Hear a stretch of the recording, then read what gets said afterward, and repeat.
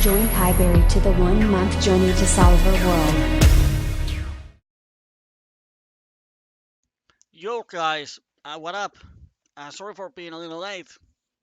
Everything took a while longer, and sorry to inform I have to leave in 45 minutes because then there's another thing coming up. So that's how my life is. All the scheduled sessions, they just don't work. But hey, short time. Let's play for 45 minutes with PLO Visions. And just a short introduction. The tune is sort of solver month for me because I've played in the small stakes a very aggressive strategy that just exploits the small stakes player pool, and it's very aggressive. The idea is to be super aggressive in heads up pots, value heavy in multi-way pots, because no matter what you do heads up, 99% of players don't adjust, and it has been working very well. It's just crushing heads up people in position, out of position, super high c-bet frequency, high barrowing frequencies, check raising a lot, and it works at small stakes. But as soon as you go up and opponents start to understand something about poker and they are able to adjust, then the hyper aggressive strategy is going to backfire. So now what I'm doing is during the tune getting into solver work, see how it plays, and then in the end come up with a bit more balanced strategy for PLO 50. We don't have to play solver strategy, but let's learn from it. And the biggest difference is that heads up, out of position as a pre-flop raiser, solver checks 80% of hands. C-bet average 20%. On some boards, ace-high boards, C-bets 33, 30%, and then on some reconnected middle Broadway board, doesn't C-bet almost at all. So today, we have these settings that the pre-flop opener is always out of position, and we focus on spots where we are out of position. And let's see what would we do, and then I can explain what would I do, and you can tell me what you would do. And there's no delay on this stream, so feel free to just comment and say whatever you want.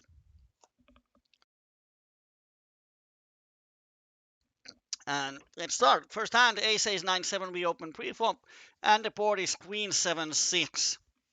And if we think about ranges, because that's the base of the solver, we don't hit this board hard. One of the hands that hit this board actually really hard is pocket queens from UTG, and then some jack 10 9-8 with backdoor flush draws. But outside that, we have a lot of queen X overpairs, which means that if we bet here often, we enter the turn with relatively weak range. So I'm pretty confident that solver would check here, as opposed to the small stakes. Let's say we have an average PLO 10 opponent, we would bet for value because he would call with any draw, any queen, any overpair, and so on. But I'm very sure solver would check, and it checks here 93% of aces. And let's use the same position, queen 7-6. Let's explore what kind of hands the solver would actually bet here. And what about jack 10-7? And feel free, I don't ask what would you do. We don't have any bots that could calculate points. You can just say in the chat, what would you do if you want or think. Jack 10-7. Well, this is a hand that doesn't really have showdown value, but it doesn't really have any backdoors. It's not blocking. Then it works as a future blocker. But I don't see why would we bet this one on the flop. And yeah, it is. It's almost never a bet. And let's just change the hands. Okay, now ace 9-8.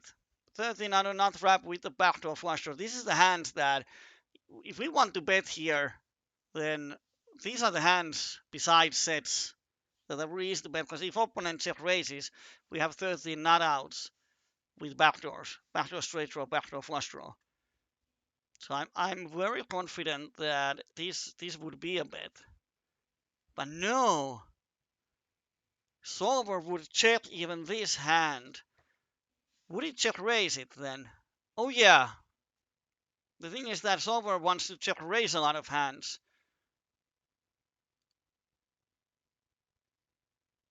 Okay, so let's see. I forgot that instead of betting, then solver would want to check raise. So probably here, I hope it check raises. Otherwise, it's damn. No, it would check call. If he had two backdoor flush draws, it would raise. If he had only two clubs, it would raise 50% of times. But with this hand, it never raises. Wow. So if this was a nine of diamonds, it would raise half of the time. But now it's nine of clubs. It doesn't. Wow. I would check raise this one for sure.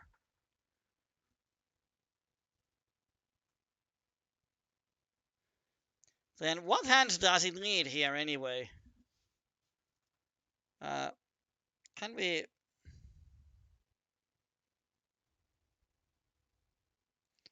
I haven't used this one.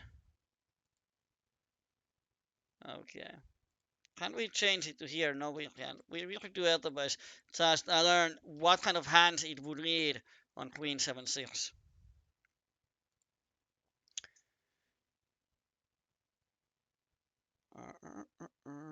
I want a spot where we are out of position. Okay, kind of situation.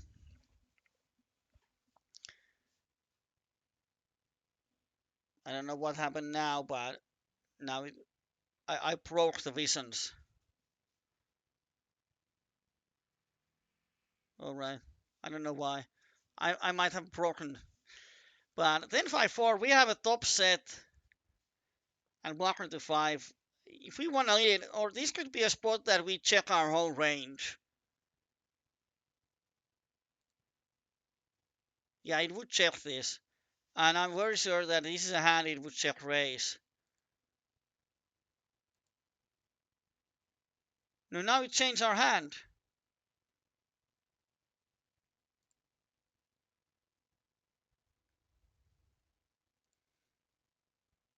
No, why cannot I? If anyone is a wizard with PLO Visions, where can I change that I'm always pre-flop aggressor, always out of position?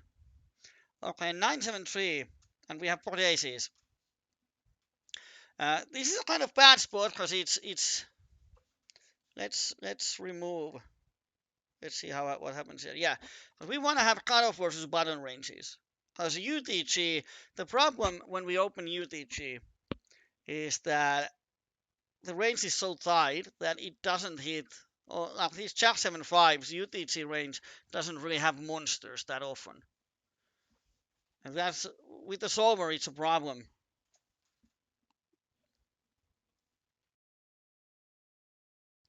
So, would we see bet this board with ace jack 10 then? A lot of backdoors, top pair, top kicker, but especially with solver, when we think about c-betting flop in high SPR situation, the thing is that we often have to play turn and river. And then it's more about runouts. And we might have the best hand now, but how often the nuts change on the turn? How often the nuts change by the river? And this is kind of board where pretty much any turn besides deuce, 3, and 4, or even 4, 3 actually. So any turn, pretty much beside a jack and deuce changes the nuts. And then almost any river changes the nuts. If the turn is better. So it's kind of board where the turn and river change the board a lot. And then being out of position with these type of hands that have made hand on the flop, it's really hard to play. So I'm very... No, now it would bet. I don't see the logic in solver. Someone help me. Shadow Maniac, you are the solver wizard. Or Visions wizard. Why would it bet this hand? Top pair of kicker when it doesn't bet anything else.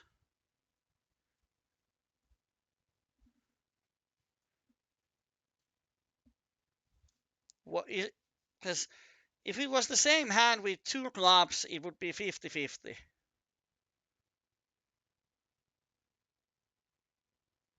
But then when we have three of a backdoor flush, it bets. So that's a huge difference. When it has three backdoor straight flush outs, or three backdoor flush cards, it's blocking itself, its own backdoor outs, it takes more aggressive line. And then when he has more backdoor equity, he takes a bit more passive line. And the problem is that solver cannot explain. It would be easy if this is a strategy that someone made up, and then he could explain why. But now all we have to guess why ace jack then with three clubs is an bet, but when we change the 10 of clubs into 10 of spades, it becomes a check. And the difference is so small. And that's why it's so hard for any human being to play solver strategy nowhere or anywhere close to it, because change one suit and check becomes a bet and vice versa. Okay, ace jack then would be a bet. Weird. Well, what if we have king 8-4? Overpair, backdoor flush draw, cut shot. Would we bet this one? And I don't know, it's kind of same kind of hand. Made hand with some equity.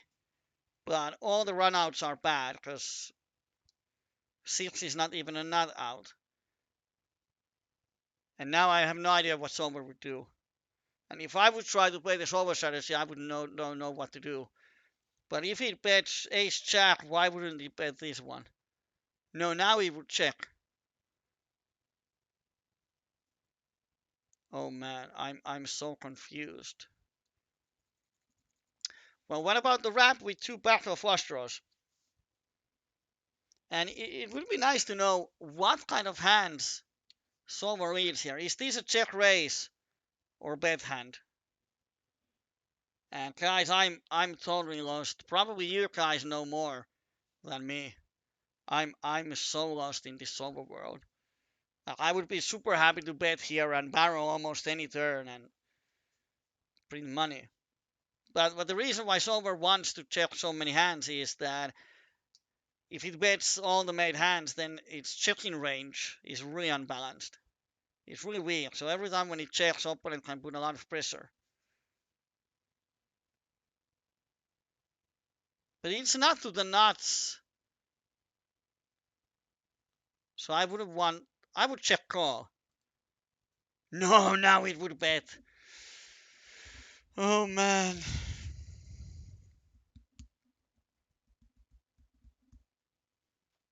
Well, it checks still 41% of times with this hand, so I wasn't too far away.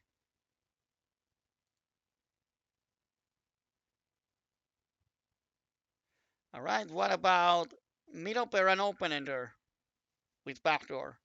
I would assume this is a check call.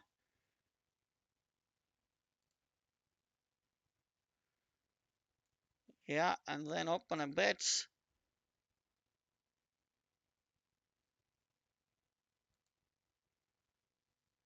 I hope it's a check call. Yeah. All right.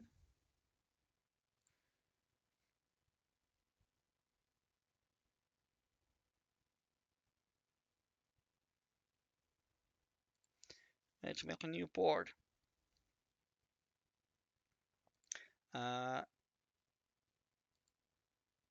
Something that is not yet.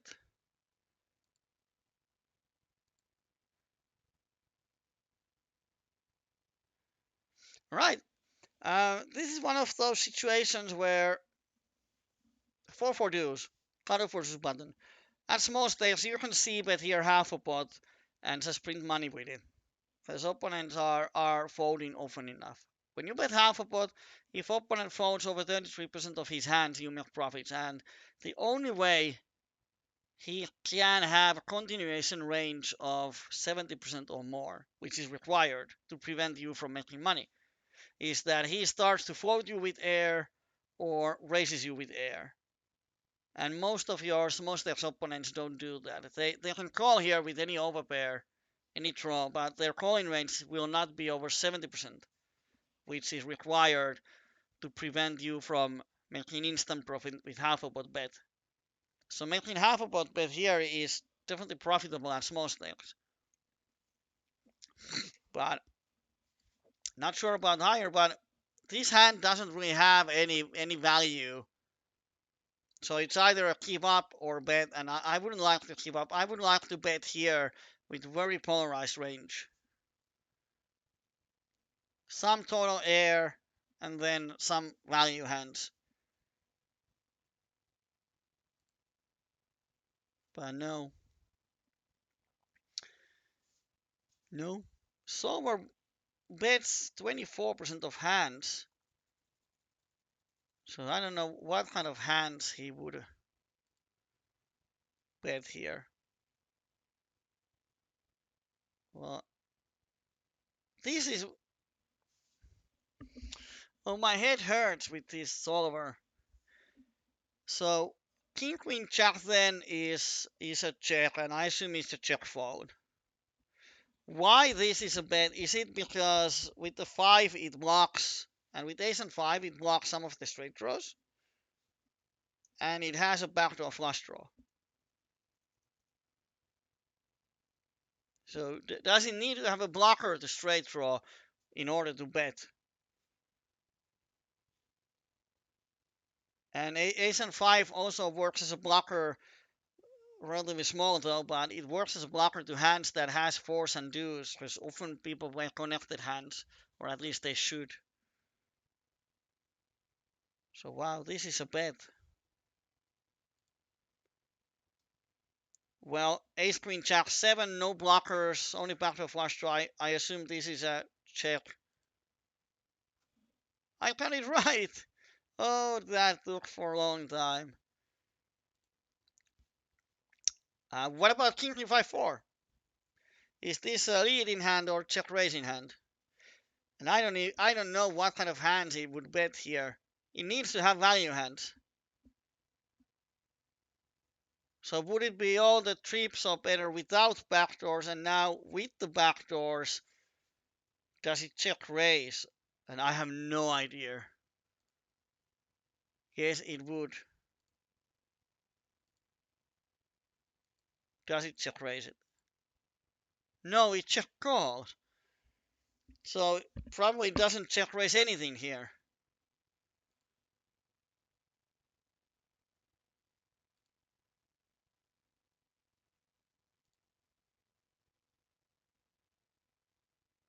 Well, a754. Is this a raise now because it blocks the straight draws, but it blocks the calling range? And now it would bet.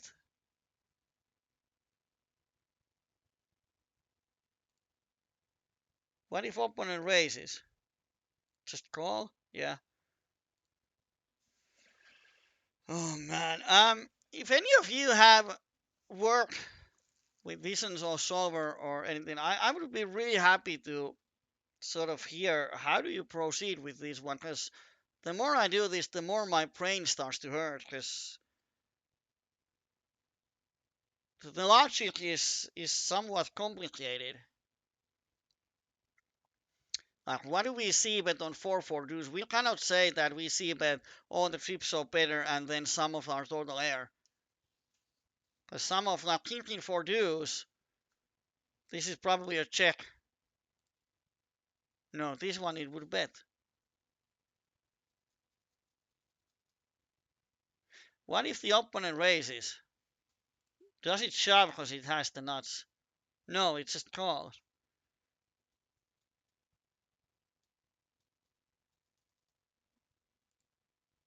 Wow.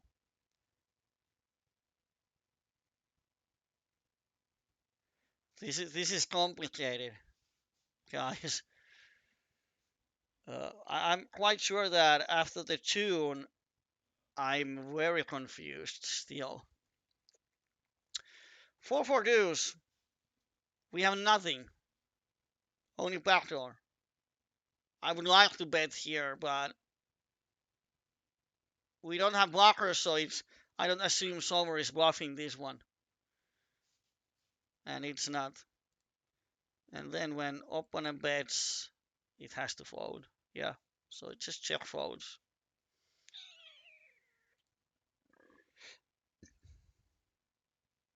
King Jack then 5. Now it has the 5 blocker and the battle faster, so I would assume it bets this one. Do I? No. I was just about to say that. Did I find? Yeah, try joining Vision's Discord group. Yeah, probably should, but it's the thing is that if I do 20 spots in a stream, then I would have at least 20 questions.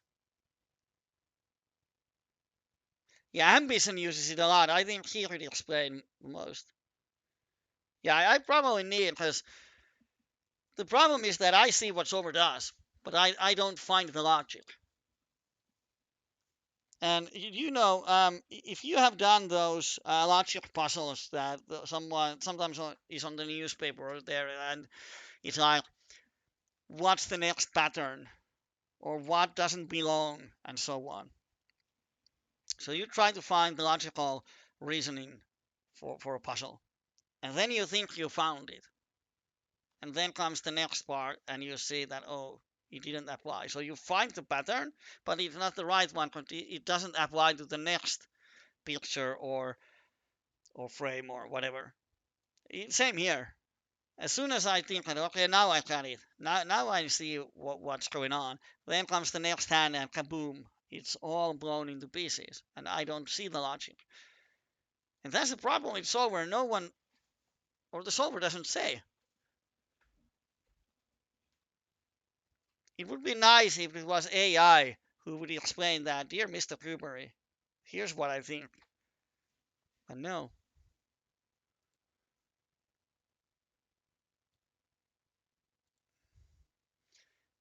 Let's try to find a bit more connected board. And then, no. Okay, Queen Jack 7 is a more interesting board. Because is it dry, is it wet? That's the thing. How often nuts change on the turn? Anything over 9. 9 then, ace king. That's 16 outs. So 35% of times, almost 40% of times, the nuts change. We have the then blockers. So I would assume it checks. Because Queen Jack 7 is a kind of hand that, for Button's range that he calls, which should be around 15%, probably 20, he will have a lot of hands that hit the Queen Jack. It's almost impossible to have a hand that doesn't hit the board in any way.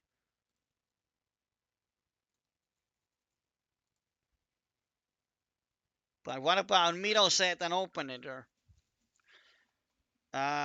Is this a check raise or a lead? And I think it would be a nice hand to lead because it's so strong. We can stack off, in my opinion, because we have 8 outs to nuts, even if he has 9 outs to nuts if he has the queens. And then when the turn changes the board, if ace comes or 9 comes, we have the nuts and somewhat disguised hand. So I would lead this one. But solver doesn't. It wants to check. So what do you hope for bet? Does it raise this one? Yes, so it check raises this one. How does this work? I haven't played with PLO Visions. So this is not kind of stream where I'm the master. This is the third time in my life that I use this, so I'm exploring. Can we 100 BBs, single raise, pre-markers out of position.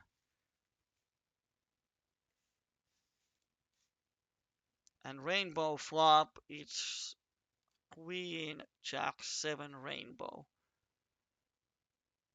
So it checks 95. Okay, this is one of those flops where it checks 95% of hands as a cutoff opener.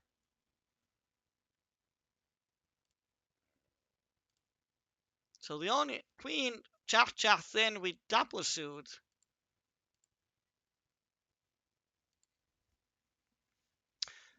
This is a weird thing. Like queen, jack, jack, then double suited would be a bet 1 out of 3 times, but queen, jack, jack, then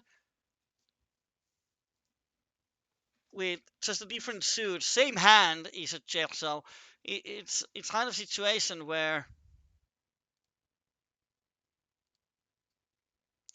same hand, sometimes it bets, sometimes checks. So when it wants to have balance, then this happens. And for human, king jack jack then double suited, it is king jack jack then double suited, no matter what the suits are or in what order they are. So that's the only hand it would bet sometimes here out of king jack jack then. Can we see?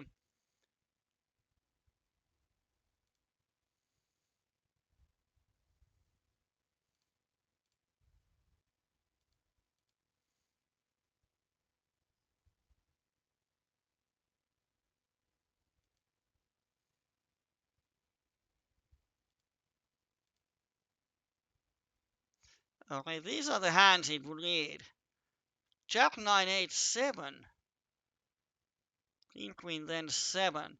So 2 pairs with open ender. So it leaves kind of weird range that is capped. How can that be balanced?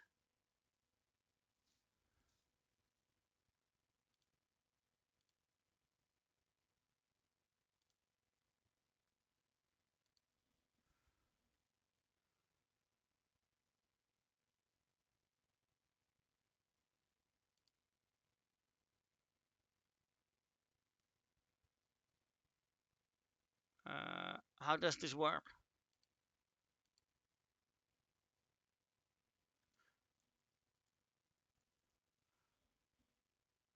Queen Queen. Why cannot we just filter Queen Queen hands?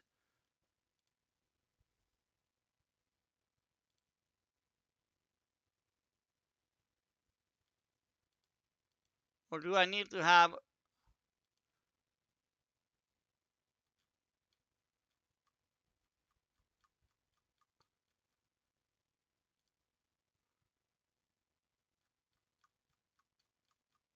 Oh, oh now it changed.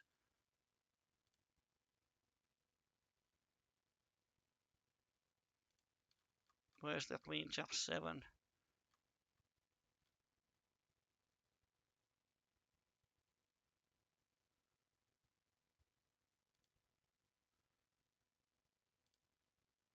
So now we have a queen. So the hands it would actually need out is ace, ace, queen, queen. But if it has rainbow queens, it wouldn't. And if it has queens with the backdoor flush draw, it wouldn't. So, yeah, it doesn't need. The only hands it needs is some kind of monster queens, ace, ace, queen, queen, and then some 2 pair with a cut shot type of hands, which is weird because, well, the eating range is very small.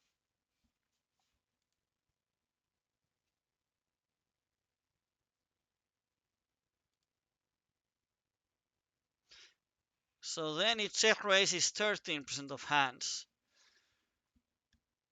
And now ace, ace, queen, queen with 1 spade becomes a call, and yeah, so pretty much block all the queens.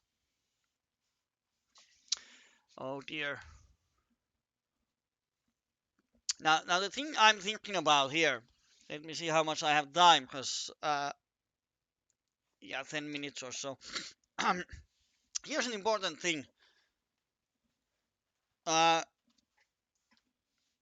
agree what Chainander says in Mastermind, that it's a bit unique for most players to see bet a lot out of position. And if you want to go up in stakes, I totally agree with that one, because it creates very weak checking range, which means that every time when you check, you sort of have to keep up very often. And if your betting range is very wide, then opponent can start to fold you and raise you lightly. So it's really hard to overcome the losses that you check when you bet if opponent knows that your range is wide. At PLO 25 and lower, it works because the opponent doesn't think about ranges. They don't understand. So they just look at their own cards most of the time. And if they don't connect with the board well enough, they fold, which means that you can just bet and the opponents cannot hit the boards often enough. When you select the boards, you're aggressive, or with the hands that you're aggressive with. So it works because no one fights back. But when people start to fight back, it's really hard. So what Solver does, it goes to the opposite extreme, checking 80% of hands. But the problem is, it's easy to see that strategy on the Solver frequencies. And then on Mastermind, Chainander says that it's easy that it's like calling an open from the blinds and playing the flop. We need some hands, we check raise some, and we check fold some. And we play the same way when we are pre-flop opener. And it sounds easy, but what are the hands we're leading with? We need to have balance. If we only need like two pair type of hands here, it's very easy for opponent to play against us. And then, what hands do we check raise? What hands do we check call? So it's easy to understand the basic principles that, okay, bet 10% of the hands and then the rest is 50-50 check call. And then, or here raise 15%, so we raise all the value hands, some pair plus wraps, and then we check call and check fold, remaining hands in half. So that's easy. But then what comes is on the turn and we are a bit lost. What's the plan? And then understanding what hands to check call, what hands to check fold, where is the borderline, what hands to check raise. And then to implement that on different boards is really hard. And I think I've played some poker in my life. And I've thought about poker and strategies a bit.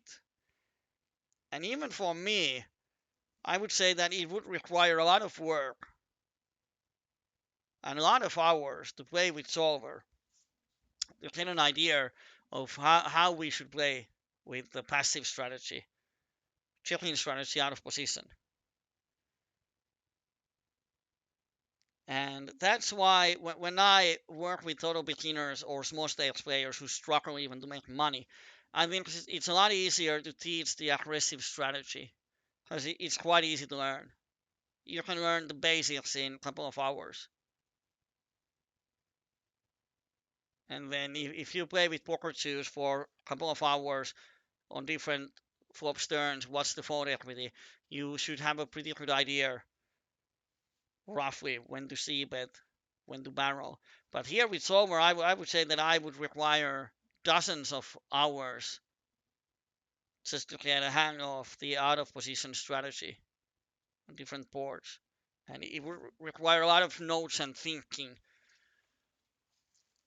So the thing I've been wondering is, how should I teach beginning players in the future? Should I continue with the aggressive strategy that has proven results at small stakes? And it's easy to learn. So you can get quick results. But it backfires at around PLO 50 versus Rex. So I don't know. Because these check a lot out of position. If you don't implement it correctly, it can backfire even in PLO 5. Because you end up taking passive lines without good strategy and planning. which means that you would very easily check call a lot of flops and then just fold a lot of turns. So it's really hard to learn to make profit. So I'm very lost, and I wish there was someone who understands a lot about software strategy who could explain some basic principles how software thinks. I need to ask on the Discord channels on Mastermind and Visions and whatever there is, but I'm very confused. Maybe I'm just a stupid mind, but I have a hard time grabbing what software does here. Because I get everything wrong. And hello, Casey. Sorry, we have to end because I have a scheduled coaching starting in 10 minutes. I have to do that, and after that, I'm going to beach.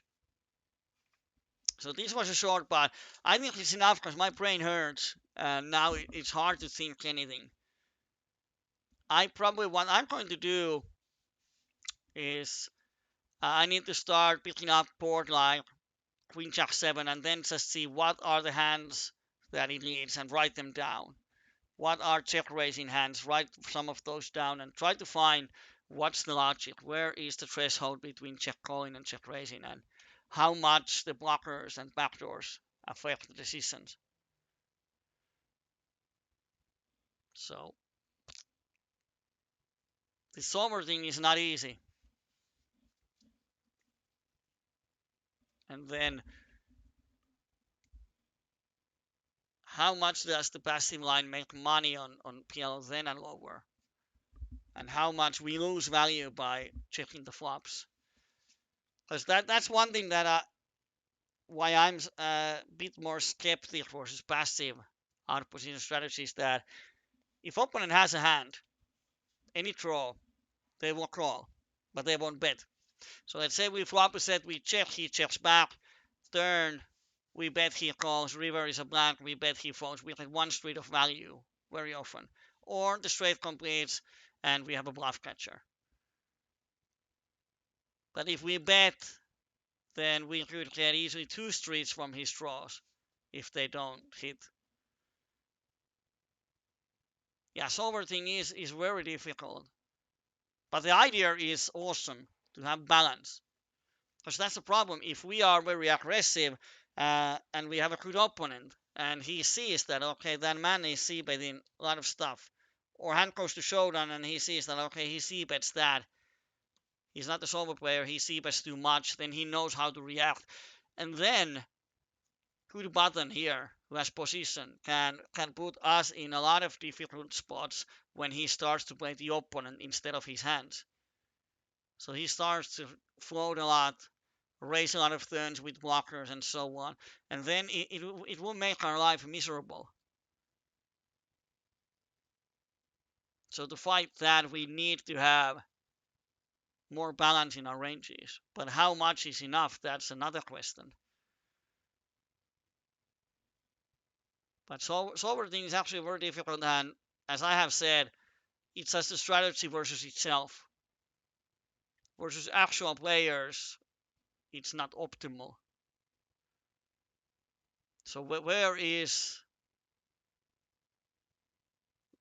the optimal line? And I wish someday we could alter solver parameters so that we could put some ranges for opponent and some tendencies and then see how it reacts. But it's definitely interesting. And I would say the more you think poker, the better you become. The more you start to think, why does that? How about this? The more your poker thinking and poker understanding evolves and gets better, and it's never a bad thing. So even if I do this work for a lot, even if I never change my strategy, it makes me a better player because I start to think. If I don't like Solver's way of having balance, then I start to think, how would I make a balance range? Let's say we want to see bet 40%. Then I play with some range tools to pick up what would be my 40% range. How do I include strong hands in my checking range too, and so on.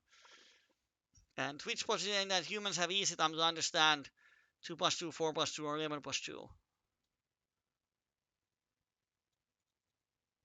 Yeah, machines have way better memory.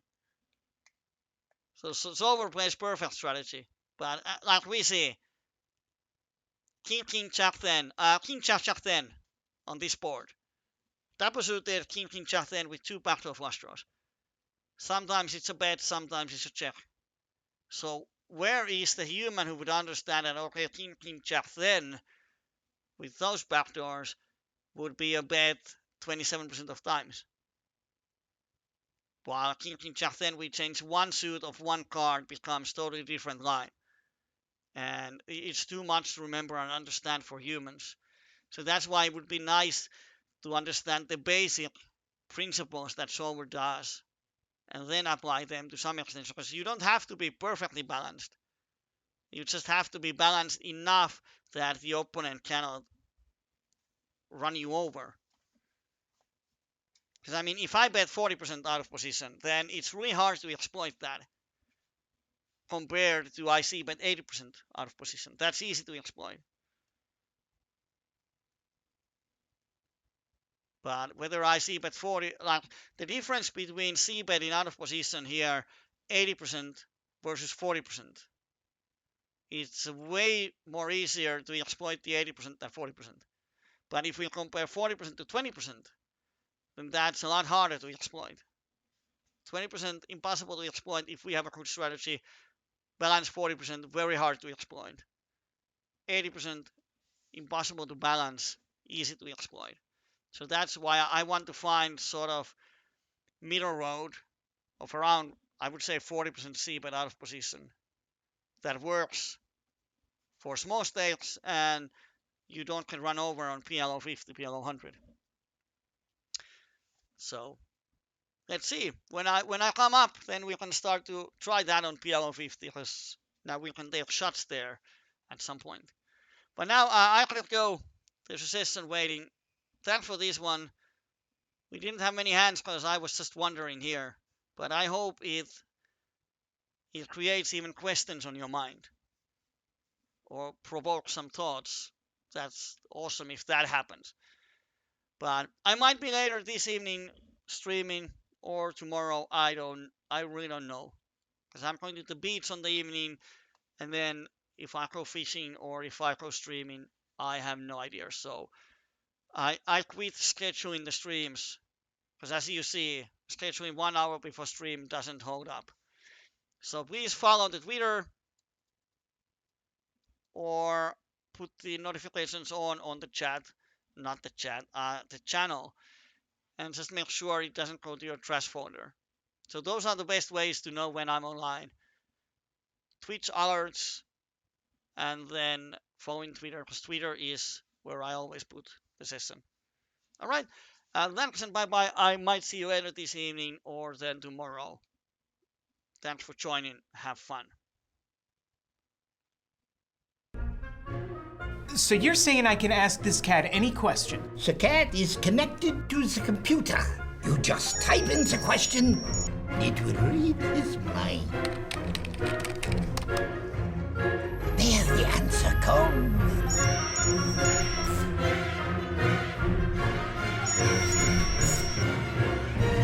You're the man! I've been looking for this for weeks.